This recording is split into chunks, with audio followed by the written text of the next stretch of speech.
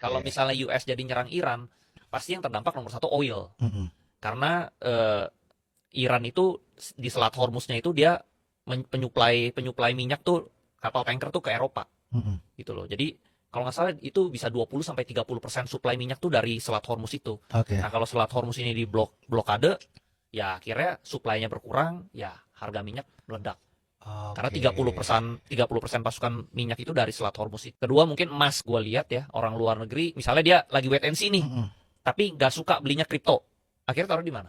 Emas. Gitu. Jadi orang sekarang belakangan dikit-dikit bingung ya mau invest apa, saham lagi jelek, kripto juga lagi kurang bagus, udah emas aja yang pasti. Gitu kan. Ini kan emas kan katanya kan uangnya Tuhan gitu. Harganya naik terus. Ya paling aman sih emas. Ya. Itu. Jadi yang nomor 2 mungkin emas ya.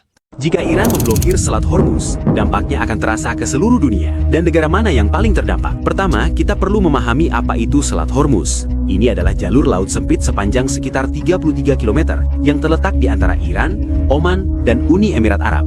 Melalui jalur inilah, hampir 20% pasokan minyak dunia mengalir, atau sekitar 17 juta barel setiap hari. Minyak tersebut berasal dari 8 negara di kawasan Teluk Persia, termasuk Iran, Irak, Kuwait, Bahrain, Qatar, Arab Saudi, dan Uni Emirat Arab. Bagi Uni Emirat Arab, Arab Saudi, Kuwait, dan Qatar, sekitar 90% ekspor minyak mereka melewati jalur sempit ini untuk sampai ke pasar global. Jika Iran menutup Selat Hormuz, sejumlah negara akan mengalami dampak paling besar. Pertama adalah India, karena sekitar 85% kebutuhan minyaknya berasal dari impor, dan 60% diantaranya datang dari negara-negara Timur Tengah, seperti Irak, Arab Saudi, Kuwait, dan Uni Emirat Arab. Harga bahan bakar di India akan melonjak tajam. Dampaknya seluruh sektor yang bergantung pada minyak akan terganggu. Industri bisa berhenti beroperasi, lapangan kerja hilang, dan ekonomi terpukul berat. Negara kedua yang paling terdampak adalah China. China merupakan penimpor minyak terbesar di dunia, dengan sekitar 10 juta barel per hari. Sekitar 40% impor minyak China melewati Selat Hormuz. Meskipun China telah membangun jaringan pipa minyak dengan Rusia dan Asia Tengah, pasokan tersebut bahkan tidak memenuhi 20% kebutuhan energinya. Jika Selat Hormuz ditutup, ekonomi China bisa mengalami pukulan besar. Dan jika ekonomi China terguncang, dampaknya akan dirasakan secara global. Negara ketiga yang paling terdampak adalah Jepang. Jepang mengimpor sekitar 90% kebutuhan minyaknya, dan 75% diantaranya melewati Selat Hormuz. Keempat adalah Arab Saudi. Sekitar 80-90% minyak Arab Saudi dikirim ke dunia melalui Selat Hormuz, sementara hanya sekitar 10% yang dikirim ke Eropa melalui jalur Laut Merah. Jika jalur ini tertutup, ekonomi Arab Saudi akan terpukul keras.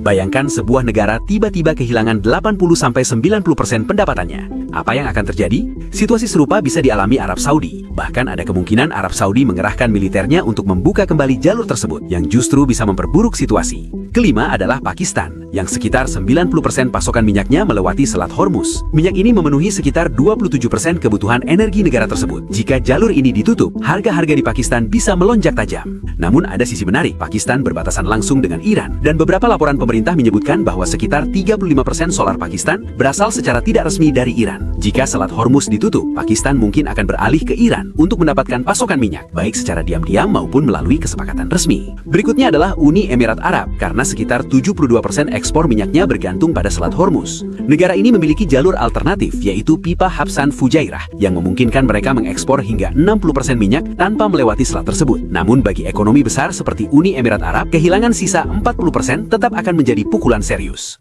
Kemudian negara-negara Eropa seperti Prancis, Jerman, dan Italia, yang rata-rata mendapatkan sekitar 10% pasokan minyaknya melalui Selat Hormuz. Jika terjadi blokade, mereka juga akan terdampak signifikan. Secara global, para ahli memperingatkan bahwa harga minyak bisa melonjak melampaui $150 Amerika Serikat per barel. Hal ini berpotensi memicu inflasi luas dan bahkan mendorong terjadinya resesi global besar. Artinya, wilayah kecil sepanjang 33 km ini memiliki kekuatan untuk mengguncangkan seluruh dunia. Indonesia memang bukan pusat konflik, namun Indonesia masih mengimpor minyak besar dan terhubung erat dengan perdagangan global.